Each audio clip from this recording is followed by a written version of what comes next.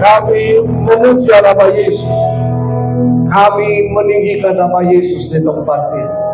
Nama Raja di atas segala raja, Allah yang perkasa, Allah yang berkuasa, Allah yang kekal, Allah yang berdaulat dalam kehidupan kami. Terima kasih Tuhan, Kau yang akan mengajar kami tentang kebenaran-kebenaran-Mu, sehingga kami berjalan dalam kebenaran-Mu. Mari Roh Kudus tolong kami, celingkan mata rohani kami, bukakan telinga rohani kami, hati pikiran kami. Kami taklukkan di bawah kuasa otoritas firman-Mu. Berfirmanlah, jamah setiap kami Tuhan, karena kami membutuhkan kebenaran-Mu. Kami butuh firman-Mu yang akan menolong kami, menuntun kami. Mari Roh Kudus berbicara kepada kami secara pribadi, supaya kami mengenal jalan-jalan-Mu, kami mengenal kehendak-Mu, kami mengenal pribadi-Mu, karena kebenaran-Mu yang akan memerdekakan setiap kami. Mari Roh Kudus nyatakan kuasa-Mu, jamahan-Mu nyata di tengah-tengah kami, dalam kehidupan kami. Mari Roh Kudus nyatakan isi hati-Mu. Berfirmanlah, tolong hamba-Mu untuk bisa menyampaikan kebenaran firman-Mu dengan bahasa yang sederhana, bahasa yang bisa dimengerti, bahasa yang bisa menolong kami untuk bertumbuh dan hidup dalam kebenaran firman-Mu. Mari Roh Kudus bekerjalah di tengah-tengah kami. Pengurapan-Mu ada di tempat ini. Dalam nama Tuhan Yesus Kristus, yang percaya katakan amin. Shalom. Silakan duduk Bapak Ibu Saudara. Puji Tuhan, senang sekali bisa jumpa kembali setelah sekian lama, kurang lebih hampir 1 bulan saya dan istri ada di luar mengantar anak kami untuk kuliah, mempersiapkan dia di sana. Dan terima kasih untuk semua dukungan, support, doa dari Bapak Ibu Saudara. Dan kalau Ibu Ola tidak mengingatkan ada jadwal tanggal 10 Agustus, kemungkinan kami masih ada di luar kota. Puji Tuhan ada Ibu Ola yang mengingatkan ya. Haleluya. Nah, tapi memang kami harus pulang Bapak Ibu, karena sudah banyak baju kotor dan dompet juga sudah mulai kosong. Ya. Oke, dalam bulan ini kita berbicara tentang berjalan dalam kesalehan, walking in godliness ya. Godliness ya sama aja ya. Berjalan dalam kesalehan. Kalau kita belajar dalam kitab Timotius, kesalehan itu berbicara tentang ibadah. Tapi kalau kita pelajari secara dalam bahasa Yunani, ibadah di situ menggunakan kata eusebia, keserupaan.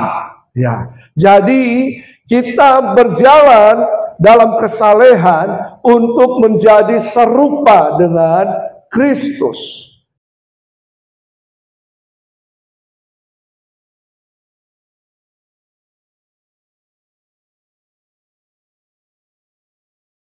Ini penting karena manusia itu berharga di mata Tuhan.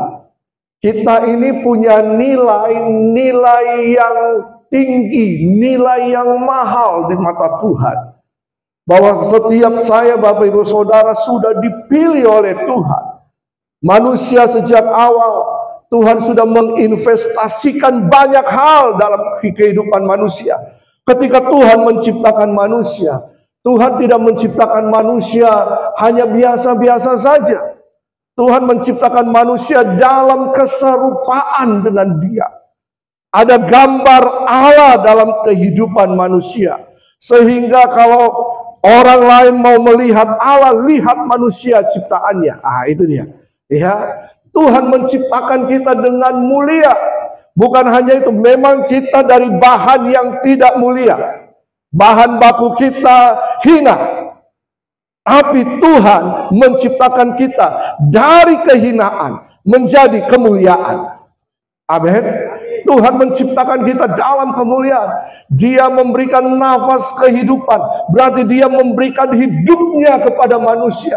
Dalam diri manusia ada kehidupan Tuhan di dalamnya. Makanya mulia. Tuhan menginvestasikan apa? Hikmat. Tuhan menginvestasikan kesadaran atau intelijensia. Tuhan menginvestasikan karunia.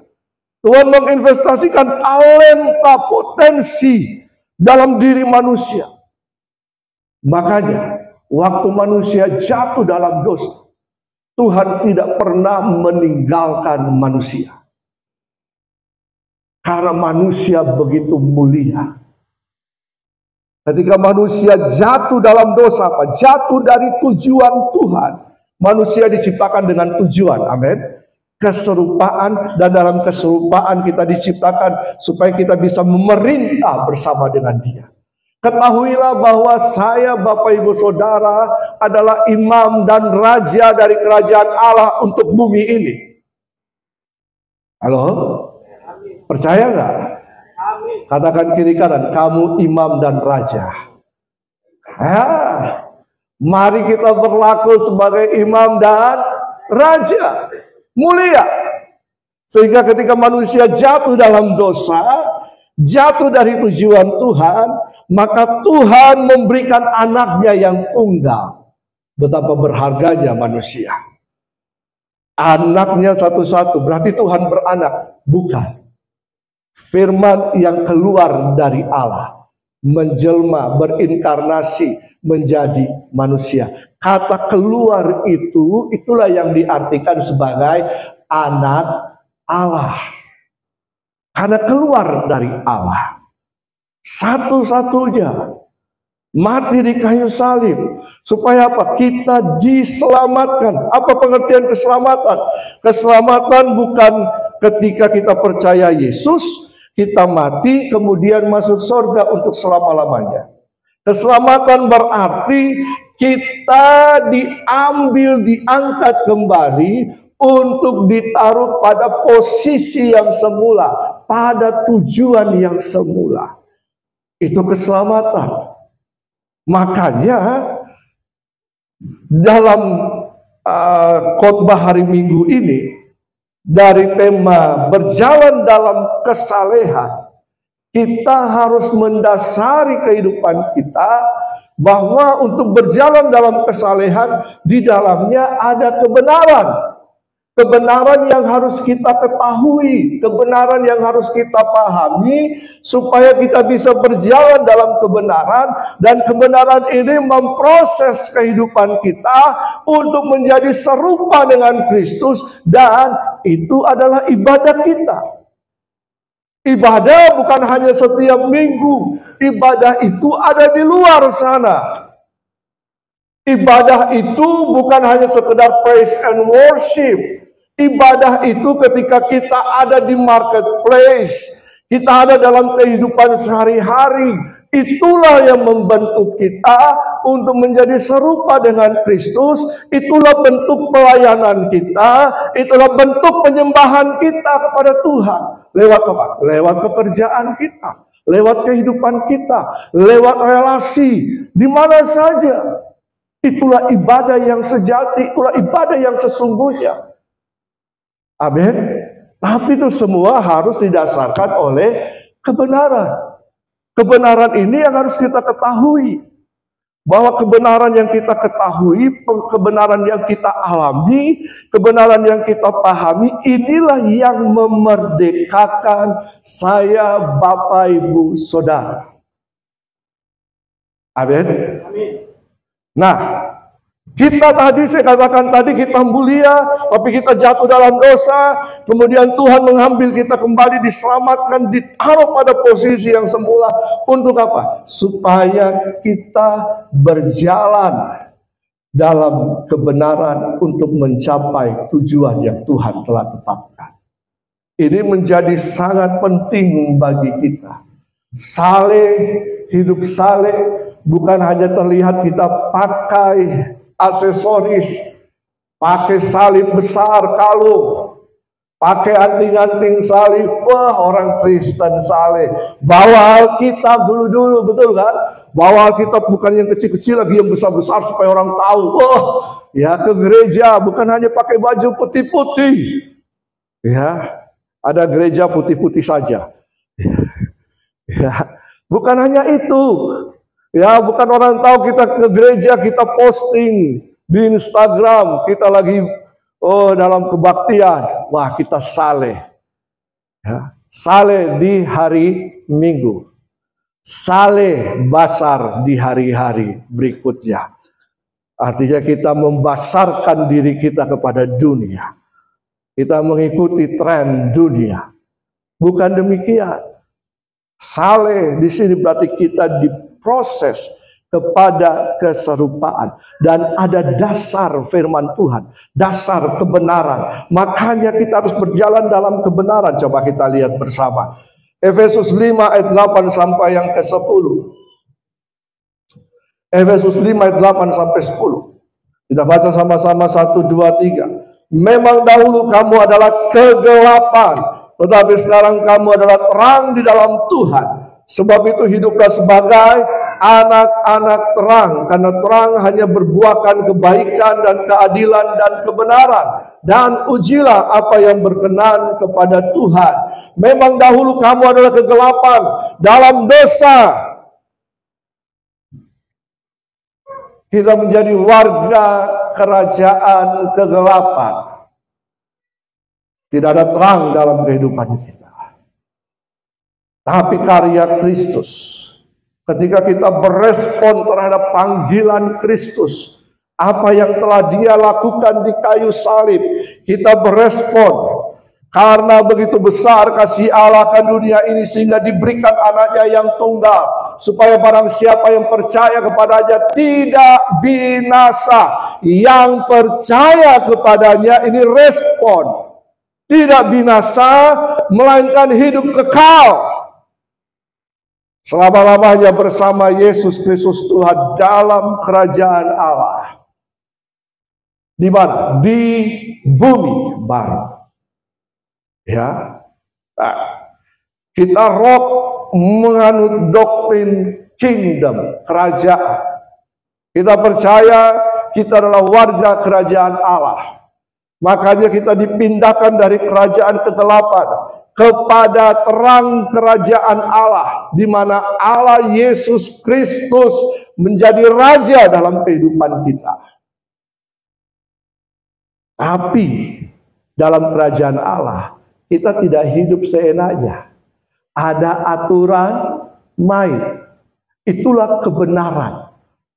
Kamu yang dahulu dalam dosa, jatuh dalam dosa, gelap, sekarang menjadi anak-anak terang. Karena kita ada di dalam kerajaan terang. Sebab itu hiduplah sebagai anak-anak terang. Jangan lagi kembali kepada kegelapan. Memang kegelapan akan berusaha untuk menarik kita kembali. Karena ada natur dosa dalam kehidupan kita. Kita masih ada di dunia, masih ada keinginan daging, betul kan? Kita masih ada keinginan mata, keangkuhan hidup. Itu yang akan menarik kita kalau kita membiarkan diri kita terlena. Walaupun kita dalam kerajaan Allah, tapi kita membiarkan keinginan-keinginan ini menguasai kehidupan kita, maka ini yang akan menyeret kita kembali masuk dalam kerajaan kegelapan. Jadi, kalau kita ada dalam kerajaan terang sebagai anak-anak terang, mari kita hidup sebagai anak-anak terang. Karena terang berbuahkan kebaikan, keadilan, dan kebenaran. Karena itu dalam setiap kehidupan kita, uji hidup kita. Jangan takut untuk Tuhan uji. Amin. Supaya kita timbul sebagai emas yang murni. Kita diaruh di tempat-tempat yang penting, yang berharga. Kita bernilai. Proses akan membuat kita bernilai. Itu adalah hasil dari kita berjalan dalam kebenaran. Nah, jadi dalam ayat ini ada dua dimensi kebenaran yang harus kita kenal. Ada dua dimensi. Yang pertama adalah kebenaran aletheia. Ya, nanti kita akan jelaskan. Katakan aletheia. Belum semua. Aletheia. Anda lulus bahasa Yunani 1. Ya, aletheia. Coba kita lihat Yohanes 14 ayat 6. Kata Yesus kepadanya, "Akulah jalan dan kebenaran dan hidup. Tidak ada seorang pun yang datang kepada Bapa kalau tidak melalui aku. Akulah jalan dan kebenaran." Kata kebenaran di sini menggunakan kata aletheia. Berarti Yesus adalah kebenaran itu sendiri. Yesus adalah kebenaran sejati. Firman Allah adalah kebenaran sejati. Kebenaran yang tidak dapat diganggu gugat. Kebenaran ya dan amin. Yesus adalah sang kebenaran itu sendiri. Kita berjalan dalam kebenaran supaya kita hidup. Amin. Itu kebenaran aletheia. Tapi ada juga kebenaran yang kedua. Kebenaran di kayu sune. Di kayu sune. Katakan di kayu sune. Belum semua. 1, 2, 3. Di kayu sune. Ada lulus bahasa Yunani 2. Ya, kalau dalam STT itu ada sampai 4 ya. Masih ada 2 lagi. Ya. Tapi masih ada pelajaran-pelajaran yang lain. Kebenaran di kayu sune dalam Matius 6 ayat 33. Tetapi carilah dahulu kerajaan Allah dan kebenarannya, maka semuanya itu akan ditambahkan kepadamu. Artinya begini, carilah dahulu kerajaan Allah, usahakan kita memiliki, kita ada di dalam kerajaan Allah dan berjalan dalam kebenaran itu. Ya, di kayu sune berarti bahwa kehidupan kita telah mengalami pembenaran oleh Kristus. Kita hidup dalam kebenaran. Itu di kayu sune. Kita sudah dibenarkan oleh Allah. Saya, Bapak Ibu Saudara, sudah dibenarkan oleh Allah. Ketika kita bertobat, percaya Yesus, terima Yesus sebagai Tuhan dan Juru Selamat pribadi, kita mengalami kebenaran itu. Kita dibenarkan oleh Allah. Dosa-dosa kita diampuni. Kita berjalan dalam kebenaran. Itu di kayu sune. Praktek kehidupan dalam kebenaran itu di kayu sune. Kalau kita praktek kehidupan dalam kebenaran, maka firman Tuhan katakan semuanya itu akan ditambahkan kepadamu. Karena kita ada dalam kebenaran. Kita hidup dalam kebenaran. Kita mempraktekkan kehidupan benar. Itu di kayu sune. Nah, 2 hal ini, kebenaran aletheia dan kebenaran di kayu sune, ini harus ada dalam kehidupan kita. 2 dimensi ini. Katakan kiri kanan, kamu harus hidup dalam kebenaran aletheia dan di kayu sune. Ya, katakan. Ya, untuk bisa saling menguatkan satu dengan yang lain. Siapa tahu ada yang tak dok. Ya, gitu ya. Ya, apa itu aletheia? Adalah hidup sesuai realitas dan pewahyuan ilahi. Hidup yang sesuai dengan pemahaman kebenaran firman Tuhan yang sejati. Di kayu sune adalah hidup dengan status benar. Status kita benar di hadapan Tuhan. Status kita benar juga di hadapan manusia. Ya, dan berintegritas di hadapan Allah. Nah, ini jadi sangat penting. Benar dan berintegritas.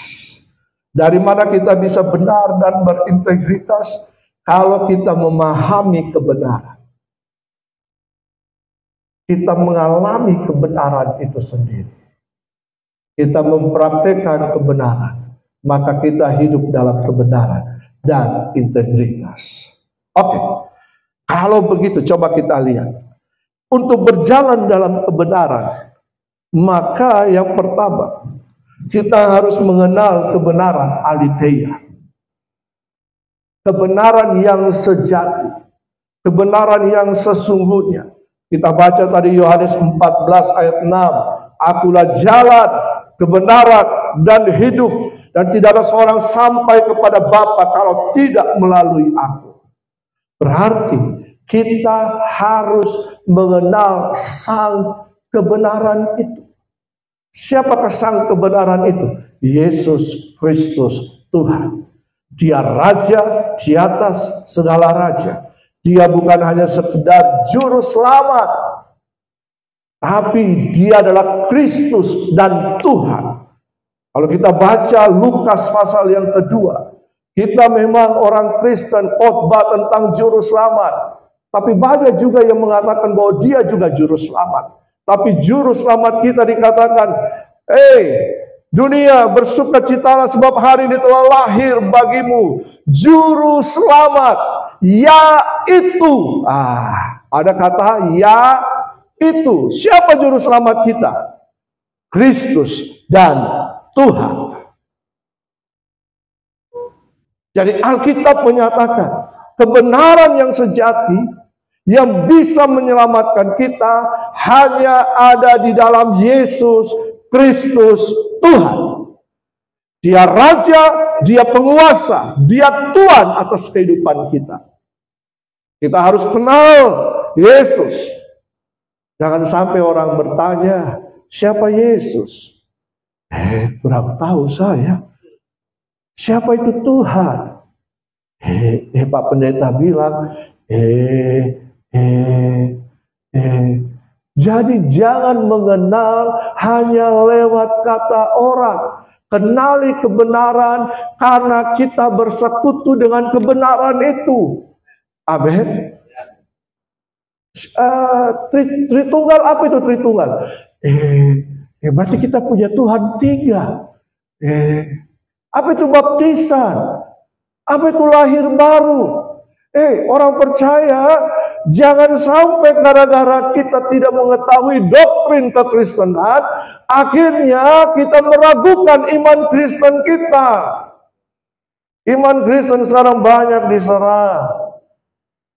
Tapi untuk ada mereka-mereka yang kemudian menyatakan kebenaran, ya, dengan ada istilah botol lah dan sebagainya, ya, kebenaran diungkapkan sehingga mereka yang dalam kegelapan bisa melihat kebenaran itu. Kita harus tahu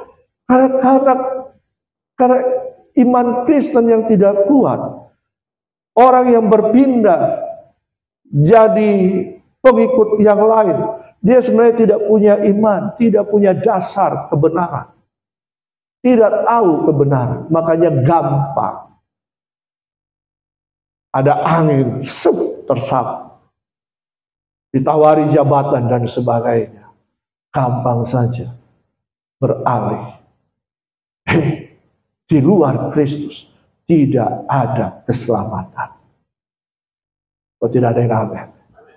Di bawah kolong langit ini, Alkitab saya tidak tahu Alkitab Bapak Ibu Saudara.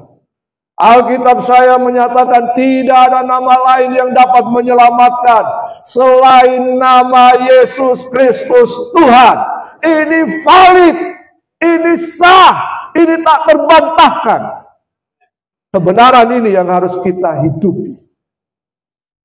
Tapi kan Pak, banyak pendeta kaya-kaya karena perpuluhan, karena taburan. Tidak usah kita, kan ada pengajaran, tidak usah lagi menabur, tidak usah lagi memberi, kan gereja kaya.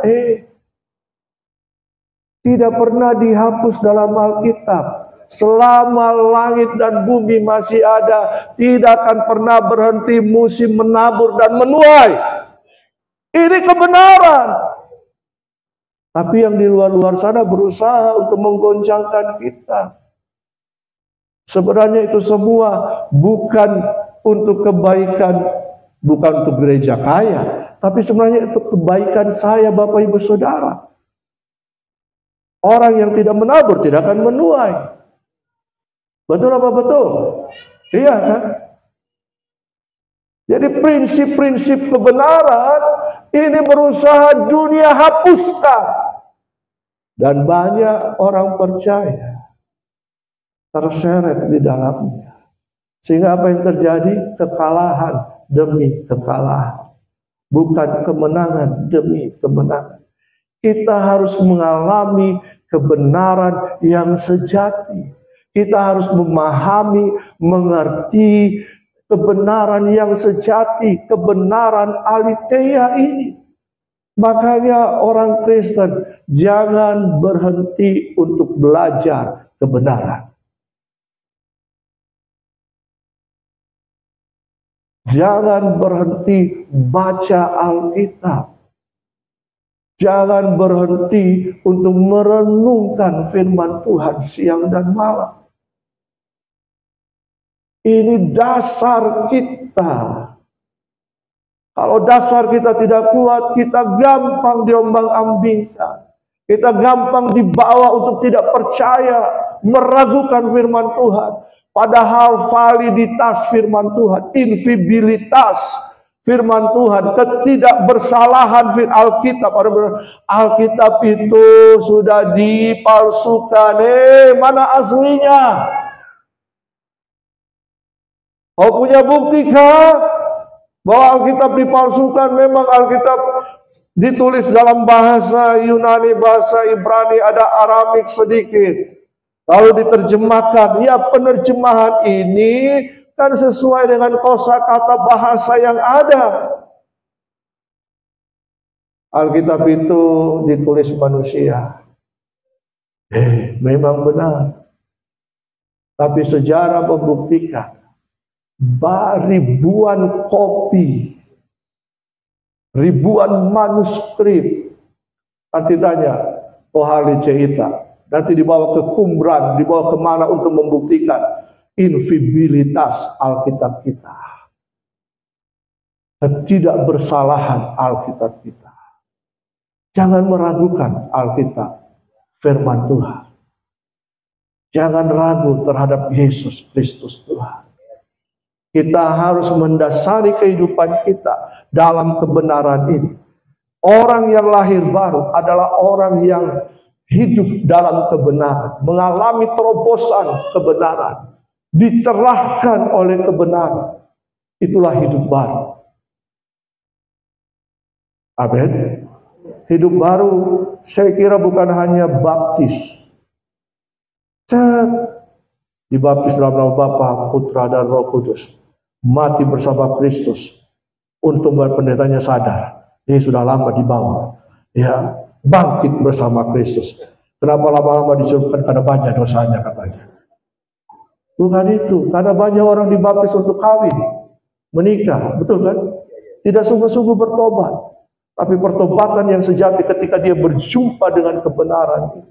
Seperti Saulus berjumpa dengan Kristus, mengalami lawatan Tuhan, dia bertobat. Jadi Paulus hidupnya berubah. Dia tidak hidup dalam kegelapan, tapi dia menjadi terang. Kristen katanya agama Paulus. Dia belum tahu. Ya, memang banyak tulisan Paulus. Kita bersyukur ada Paulus. Orang yang pintar. Betul kan? Yang diberikan hikmat oleh Tuhan. Yang tahu Taurat. Yang kemudian menerjemahkan Taurat itu dalam konteks kasih karunia Tuhan, menuliskan 13 surat, sehingga dari situ kita belajar tentang iman Kristen, kekristenan yang sesungguhnya. Bukan karena kekristenan Paulus kita dibenarkan oleh Yesus Kristus Tuhan, kita bertumbuh dalam kebenaran, kita hidupi kebenaran, kebenaran aletheia. Tapi tidak hanya sampai di situ. Ada kebenaran yang kedua yang harus kita lakukan. Kita kenal kebenaran aletheia, ya. Kebenaran aletheia akan mengakibatkan kita memiliki pikiran yang dibentuk dengan firman, bukan opini dunia. Slide berikutnya. Isi pikiran kita dengan firman. Sekarang dunia ini sedang berubah. Apa yang lagi viral, opini yang lagi berkembang, kita bisa setuju dengan dia. Padahal belum tentu itu kebenaran. Betul kan? Manusia itu suka melihat yang viral-viral, yang populer, yang lagi mana, yang lagi banyak dibahas di TikTok, bagi bahas di Instagram, di Facebook. Padahal belum tentu itu kebenaran. Mungkin saja itu modifikasi AI. Ya, toh. Dulu katanya dulu zaman Mesir dulu sudah ada kalkulator, ada. Jadi ada kayak alien pakai itu kalkulator apa semua dulu. Itu modifikasi AI, jangan salah. Ya. Ada hal-hal begitu banyak berkembang. Ya. Jadi kemarin kita memiliki firman Tuhan, bersekutu dengan firman Tuhan. Luangkan waktu untuk merenungkan firman. Lalu kemudian kita harus hidup dalam kebenaran, mengatakan yang benar dengan kasih. Apa yang kita perkatakan itu sebenarnya keluar dari pikiran dan hati kita. Betul apa betul? Jangan berkata, lidahku memang begini, saya ini cerewet. Tidak dimaksudku begitu, tidak. Tapi sebenarnya perkataan kita mencerminkan hati kita, pikiran kita. Amin. Tidak ada kami. Amin. Haleluya. Karena itu latih lidah dan hati untuk sejalan dengan kebenaran Kristus. Uji segala sesuatu berdasarkan kebenaran. Kita harus uji. Nah, yang kedua adalah kita pahami kebenaran, maka yang kedua kita harus praktekkan kebenaran. Praktek kebenaran ini yang disebut dengan dikayusune. Praktek kebenaran, jangan hanya tahu teori, tapi praktek. Kita banyak belajar teori. Orang Kristen banyak belajar teori. Duduk dengan firman, ikut kelas pendalaman Alkitab, di sel grup dibahas Alkitab, tapi hanya sekedar sampai jadi pengetahuan. Akhirnya dipakai untuk apa? Ketemu orang yang tidak seiman, ketemu orang yang tidak sejalan, kita berdebat dengan dia.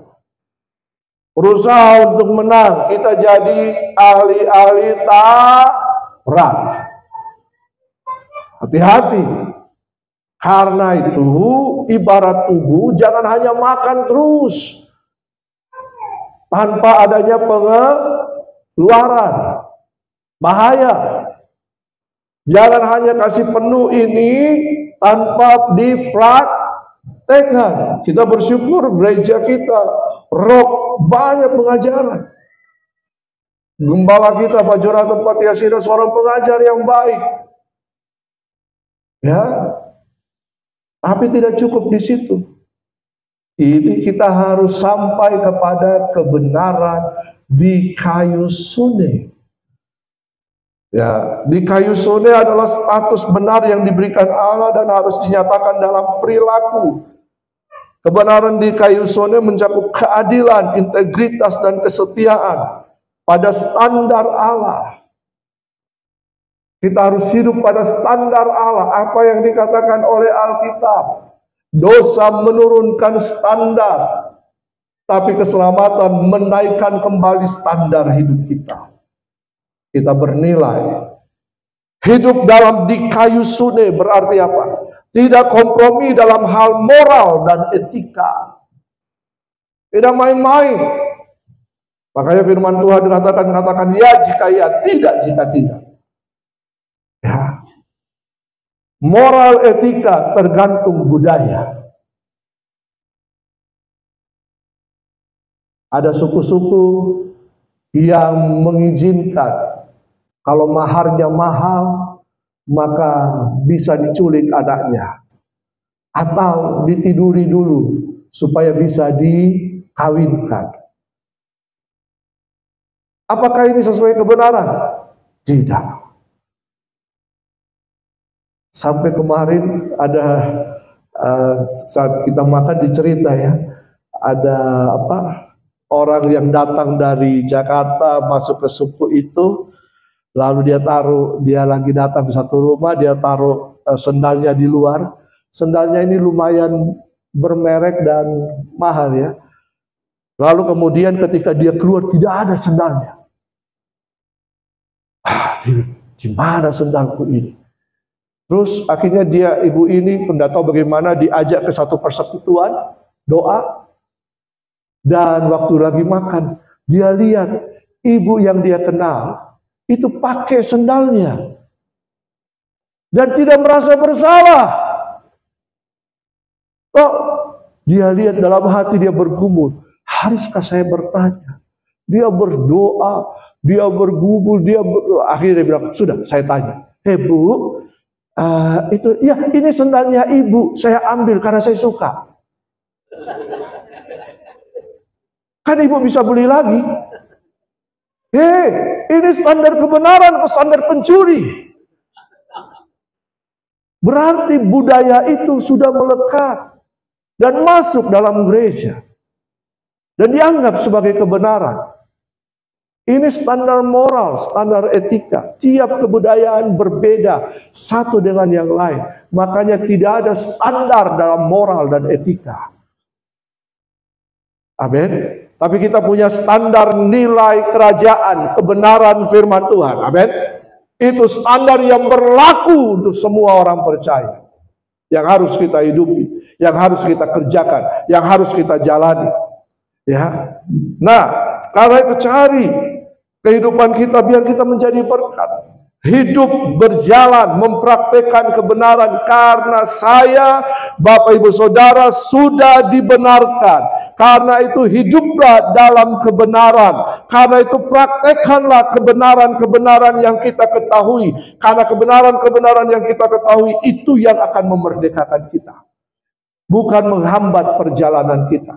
Justru kebenaran itu merupakan apa? Konstitusi daripada kerajaan Allah yang membentengi kita supaya kita tetap berjalan menikmati kehidupan yang bebas dalam kebenaran. Banyak orang berkata kalau kita sudah mendalami kerajaan Allah, nilai-nilai kerajaan itu yang membatasi kehidupan kita. Tidak. Makanya ilustrasi yang dikemukakan oleh Pak Jonathan adalah ketika kita main bola, tidak ada hakim garis atau tidak ada garis, tidak ada gawang, bisakah bermain bola dengan baik? Tidak kan? Justru kalau ada garis, ada hakim, ada gawang, ada aturan main, orang bisa bermain dengan bebas di situ kan?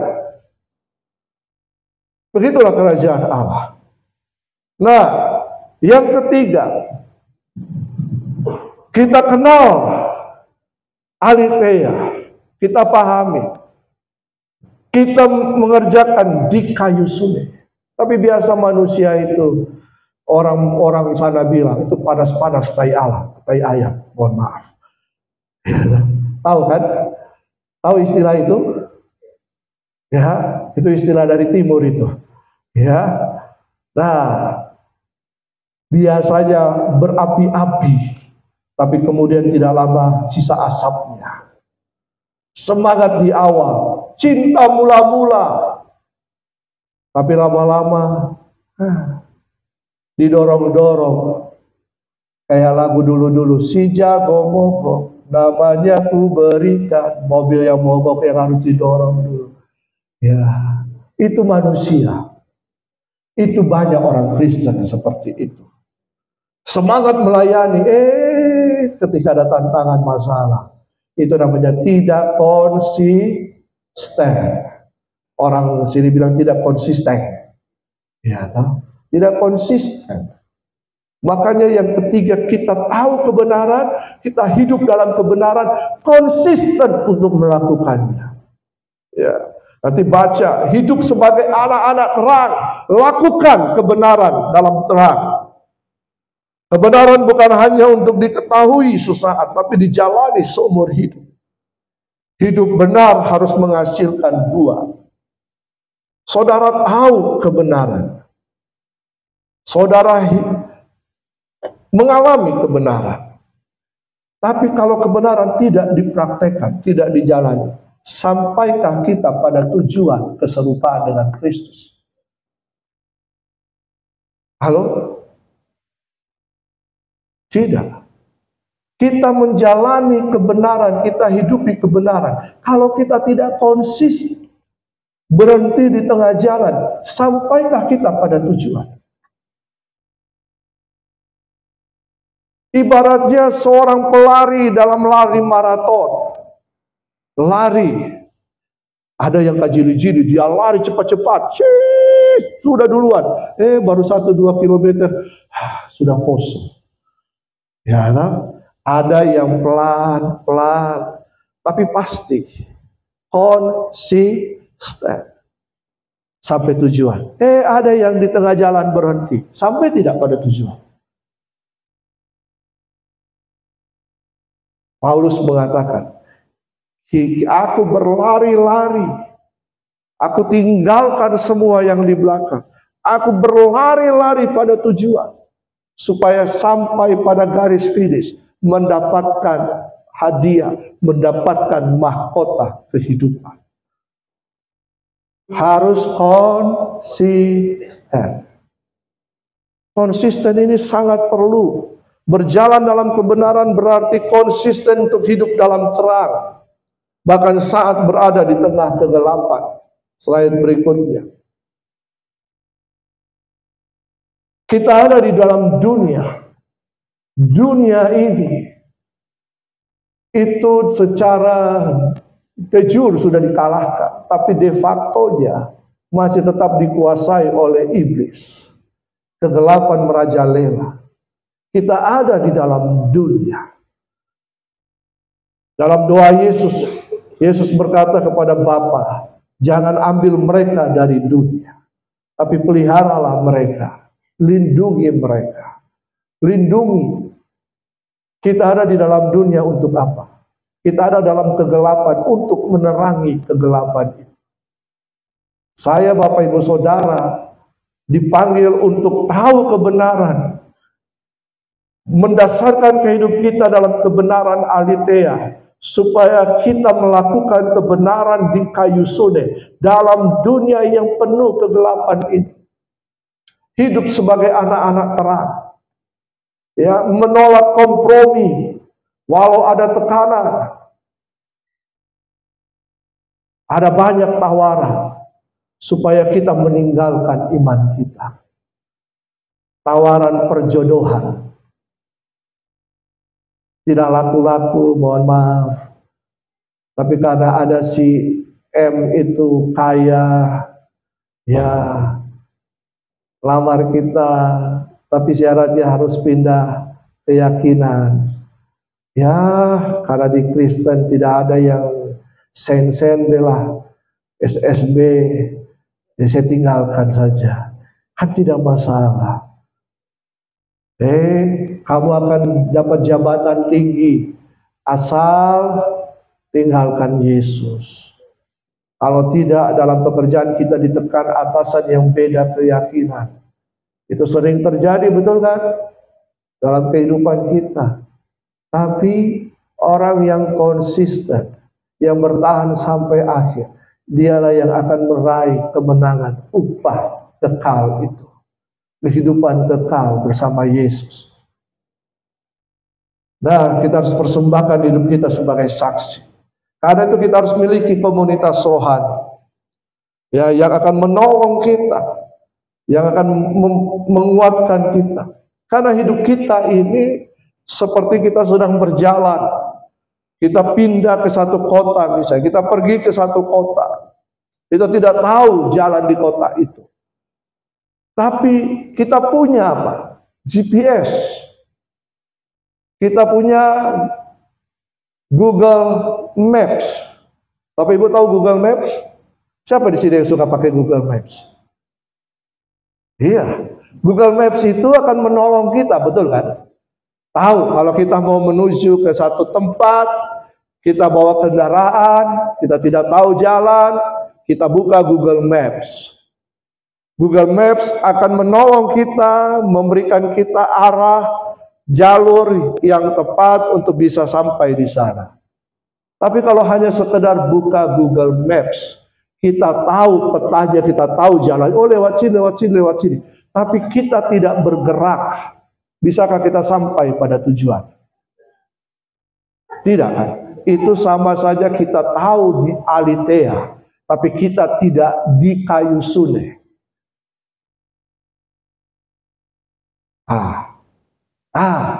Lalu kemudian kita buka Google Maps, langsung kita tahu alamatnya, kita tulis direction, start, kita jalan bersama Google Maps.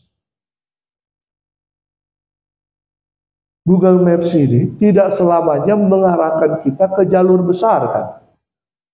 Kadang-kadang masuk gang kecil, jalan kecil, ya.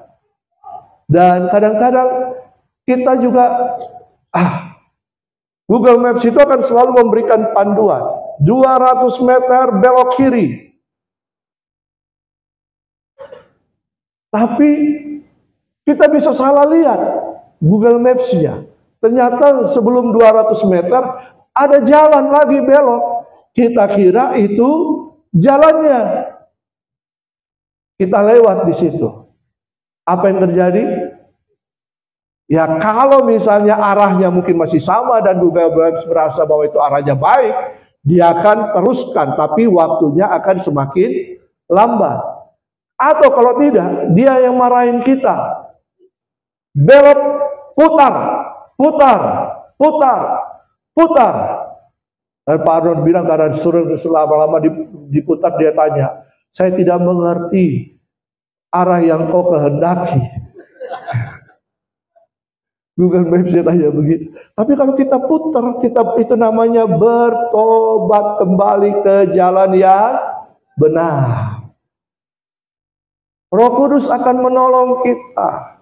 Kalau kita jalan dalam kebenaran, kita salah, Dia yang akan menegur kita, akan memberikan pemahaman. Tapi kadang-kadang kita yang sotak. Baik, Google Maps sudah kasih jalan begini, tidak mau lewat situ, saya lewatlah yang lain. Padahal Google Maps ini mungkin sudah memperhitungkan keadaan, situasi, kondisi, lalu lintas yang ada, betul kan? Dia tahu, ya mungkin lewat pencitraan satelit dan sebagainya.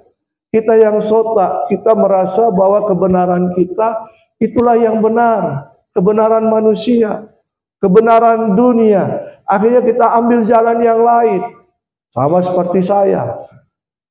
Ini kejadian, ya waktu anak kami kan kuliah di Bali, di daerah Jimbaran, Nusa Dua sana.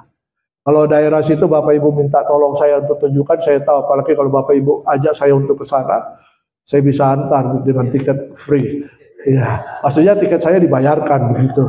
Ya, nah hari Minggu kemarin, ya saya bawa anak saya untuk dikasih kenal ke salah satu gembala di sana di Bukit Pujian. Jadi kami dari kos pasang map, Google Map.